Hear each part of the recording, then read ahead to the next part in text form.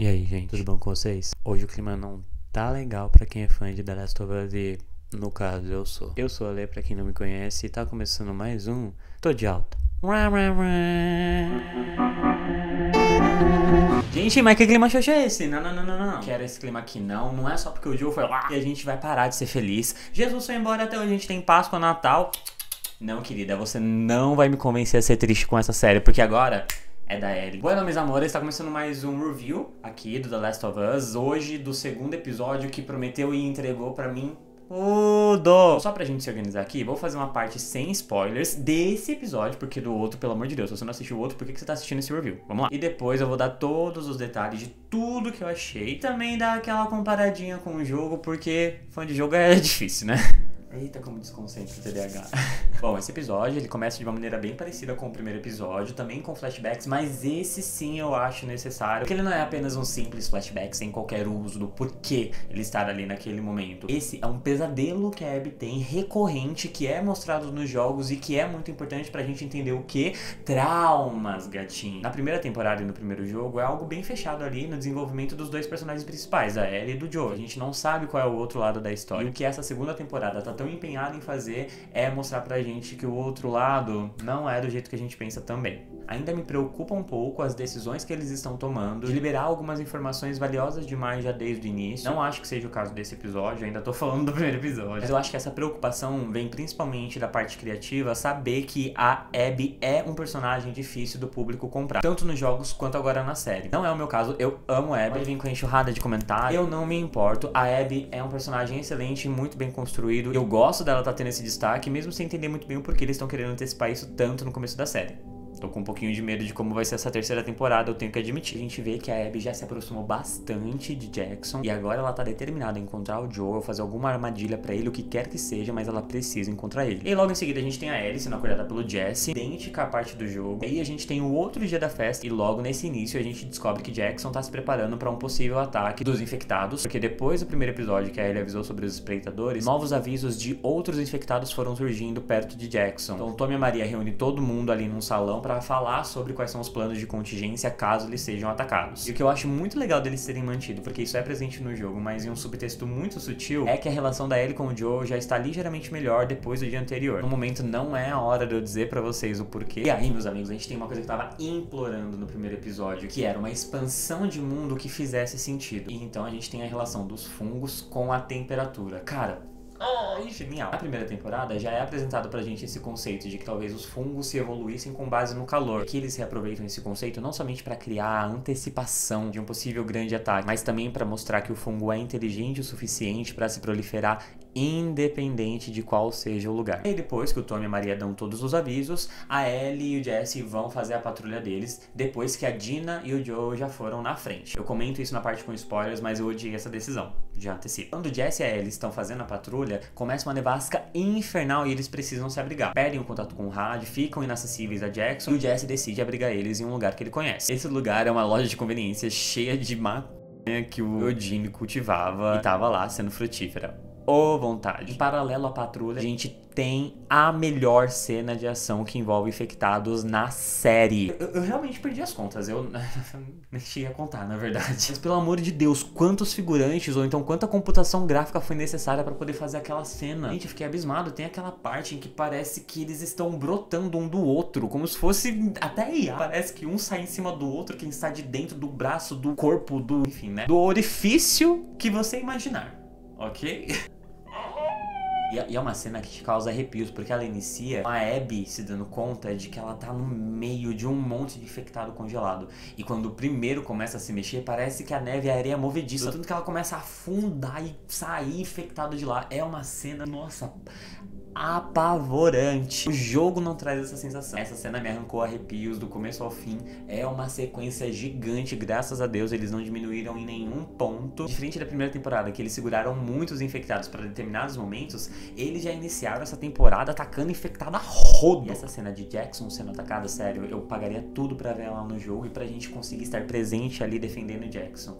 Que cena fenomenal. Que eles pouparam de CGI no primeiro episódio, eles já gastaram tudo aqui, tá? Então venha preparado preparado aí pra ver a maior horda de infectados do mundo. E aí a gente tem essa sequência da Ellie com o Jesse no esconderijo do Jim, Jackson se preparando pro ataque e da Abby acordando os instaladores, correndo que nem uma louca pra se salvar e encontrando o Joel. Esse é o momento que todo mundo mais se arrepende de não ter deixado o instalador estraçalhar essa mulher. Depois, quando a gente ligar A mais B, a gente já sabe o que vai acontecer. Então, nessa cena, o Joel com a Dina salvam a Abby e fogem juntos pro chalé que o grupo da Abby tá. Nesse caminho que o Joel, a Dina e a Abby estão seguindo, a galera lá em Jackson continua se preparando pro possível ataque, mas a vida continua. Então você acha que os carpinteiros iam parar de carpir? E aí é nesse momento que um dos trabalhadores acaba cavando o fungo que estava presente no episódio anterior, fazendo toda a horda de infectados que estava atrás do Joel, da Dina e da Abby se voltar pra Jax. Que delícia. Prêmio do ano pra esse ser humano que não parou de trabalhar até o último dia. O trabalho dele era garantir que os infectados iriam até Jackson. Muito bom, ó. E aí, meus amores, que a gente chega na cena que todo fã de The Last of Us sabe que existe, mas que nada nos prepara pra qualquer representação dela. Seja em foto, seja em desenho, seja em novela. Onde quer que essa cena aconteça, vai machucar o coração dos fãs. Essa cena entre a Abby e o Joel tinha uma expectativa muito alta. É o grande ápice do início do jogo. É o que dá o start na jornada de vingança da Ellie. Achei, sim, bem tortura. Só tenho algumas ressalvas quanto àquele discurso gigante que a Abby faz que não sei se precisava. E, gente, eu imagino que quem nunca tenha jogado os jogos e só tenha ouvido falar que o Joel morria, talvez não tenha imaginado que fosse dessa forma. E é uma forma que até nos jogos é muito dilacerante, porque a impotência que a Ellie sente naquele momento é a mesma impotência que a gente sente. A gente quer fazer alguma coisa, a gente quer apertar um quadrado, um triângulo, a gente quer pausar o jogo e reiniciar, talvez fazer uma ação diferente que poderia facilitar, mas não, é aquele o destino, é aquele o rumo e não tem o que salve nem o Joel, nem a Ellie, nem ninguém. E finalizamos esse episódio da maneira mais linda possível, ao som de Through the Valley, com a voz da dubladora original da Ellie nos jogos. Gente, no jogo, como eu comentei, essa já é uma cena pesada, mas ver o corpo do Joel sendo arrastado na neve pelos cavalos, olha.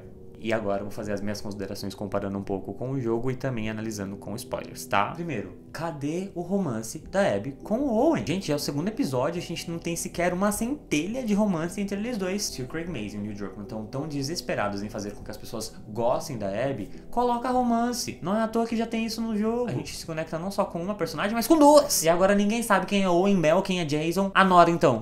E não seria difícil. As duas cenas que tem interação entre eles dois, era fácil de colocar ali alguma indicação de romance e segue a vida. Eu comentei que eu gostei muito que a Ellie tá dando indícios de que a relação com o Joel já tá melhor. Então eles realmente seguiram a ideia de guardar a melhor cena pro final. Acho que a cena onde a Ellie e o Joel se resolvem, que é a melhor cena do mundo, é imprescindível que fique onde está. Não tem como eles anteciparem, porque se fizerem isso, vai acabar com toda a razão da vingança da menina. E, gente, que decisãozinha foi essa de trocar a Dina pelo Jesse e o Tommy pela Dina? A impressão que eu tenho foi que fizeram tipo um sorteio a lá a colheita de jogos vorazes. Falaram, tá bom, primeiro grupo, quem que vai ser? Aí sorteou Dina e Joel. Tá bom, segundo grupo, quem vai ser? Jesse e Ellie. Ah, mas faz sentido? Não sei. Sorteou, vai. Acabaram com a melhor cena de tensão lésbica naquele esconderijo do Eugene com as duas chapadonas. Cara, acredito que vocês tiraram isso da gente.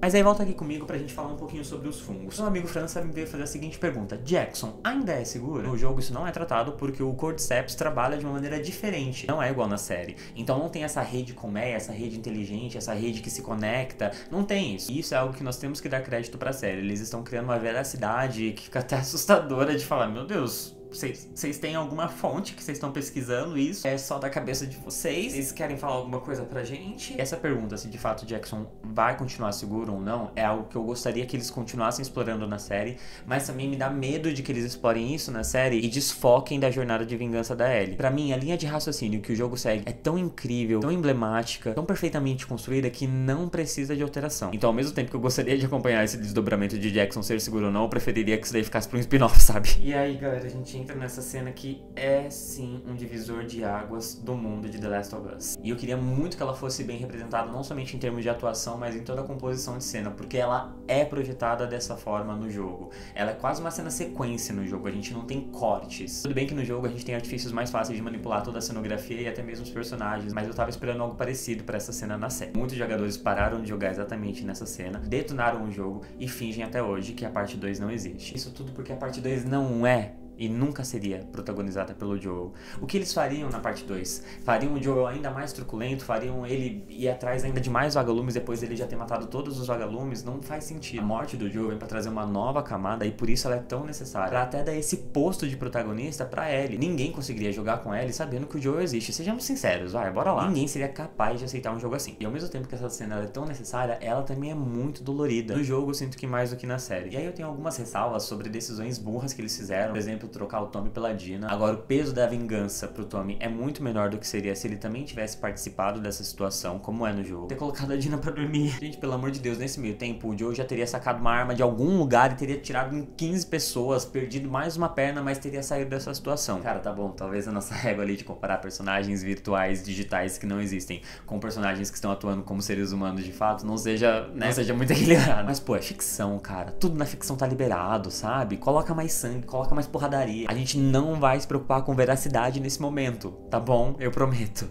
França questionou algumas decisões a respeito da maquiagem, do rosto não estar tão deformado como no jogo, mas o França ele é muito detalhista nisso e ele também já tá com o pé atrás da série por conta do primeiro episódio, então não vou considerar essa opinião dele. Achei de fato uma caracterização muito boa, maquiagem 1000 e Pedro Pascal, putz, que papel que você entregou, hein? Então pra resumir, eu achei um episódio excelente, muito melhor do que o primeiro. De fato eles ainda estão fazendo algumas escolhas que eu não estou entendendo porquê, alterações que não fazem o sentido, mas isso é minúsculo perto do amor que eu tenho pela série e pelo jogo, então... E no fim, pelo bem ou pelo mal, esse episódio nota 4. E aí, pra você que não quer spoiler, chegou aqui no finalzinho do vídeo, vamos fazer um resuminho aqui. Primeiro, Jackson é atacada. Depois, Abby e Joel se encontram. Ellie dá sinais de que ela e Joel estão bem de novo e vão ficar assim pra sempre. E por fim, Joel vai de Americanas. Bom, é isso, galera. Temos aqui mais um review de The Last of Us, o segundo episódio dessa vez. Espero que vocês tenham gostado. Se vocês gostaram, deixa aqui no comentário. Não esqueça também de se inscrever, deixar o seu like, pelo amor de Deus. Esse vídeo deu um trabalhão pra fazer. E terça-feira que vem eu tô aqui de volta pra falar sobre o terceiro episódio, que pode ter certeza que vai dar o que falar, gatinha.